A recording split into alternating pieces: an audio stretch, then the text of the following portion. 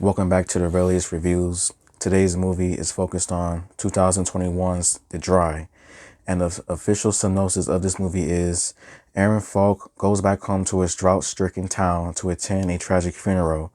However, his return reopens the door to the unsolved death of a teenage girl. And this movie was pretty good in my opinion. It had a lot of good mysteries. It definitely kept me intrigued throughout the entire movie as I was trying to figure out as well who could have done these murders and everything. And I'll just say this, both of the questions will be answered in this movie. And here is my review on the matter. I thought this movie with the cinematography was done really well, with some of the scenes being shot at, the locations and everything, and some of the landscapes that was included, as well as some of the places that had severe drought areas. I thought that the cinematography throughout this movie was done pretty well. I would say as for the castings, I would say Eric Bana did a good job playing his character, Aaron Falk, as Aaron Falk returns to his hometown after nearly 20 years of being away, due to him being a suspect, being accused of a murder that he did not commit, as many people in this town believe that Aaron was responsible for his friend's Ellie's murder. And I always felt bad for him throughout the entire movie because to me, I always felt that he wasn't guilty about this crime, that he did not commit the crime. And then something, a part of me was sort of like, did he do this? Like, there was just a little bit of me that was asking myself, like, did he do this crime that he was accused of? Because he was forced to leave town with his father and he was gone for over 20 years.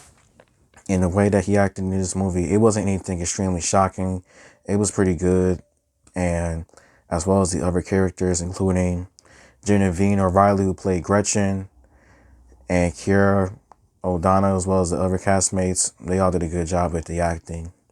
As for the story, I think the story is good in some areas, but it was definitely, I would say, probably lacked in other areas. Like, the story itself is not bad, as it definitely focuses on these two murders, as Aaron tries to see whether or not there's a connection between these two murders. I would say maybe how it was executed and how it was told in some ways, it could have been told better, but it wasn't extremely horrible or extremely bad, if that makes sense or somewhat. Now, I would say maybe another thing that I probably did not like about this movie would probably have to be maybe the ending. Now, the ending is not bad because it definitely answers the other question as to whether or not Aaron really did this murder that he was long accused of. I'm not going to say what happens, but I just wanted something to have happened to the person that was actually responsible, because this person was actually one of the first people to come at Aaron. I wish had it would have been like a flash forward after the movie was over, where it showed that certain individual being taken away, going to prison for something because of what he did.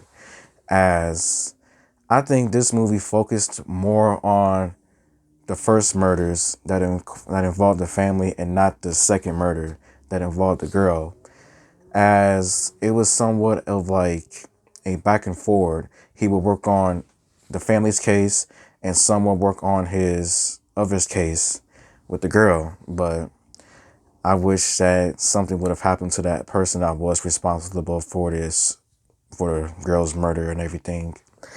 And out of all, I would say this movie is a pretty interesting movie. The mysteries definitely kept me intrigued as I was trying to figure out who could have done this between both of the murders.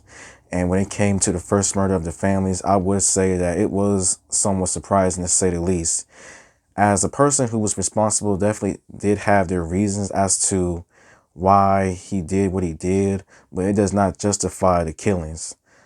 Like, he did not justify the reasonings of the people getting killed. Like, it was really messed up, to say the least. This movie definitely does have some disturbing imagery, but out of all, nothing serious to the point where you might have to turn it off. But out of all, how I would rate The Dry out of 5 stars, I would probably give The Dry 3.5 stars out of 5. So thank you for watching. Please like and subscribe and comment. And until next time, goodbye.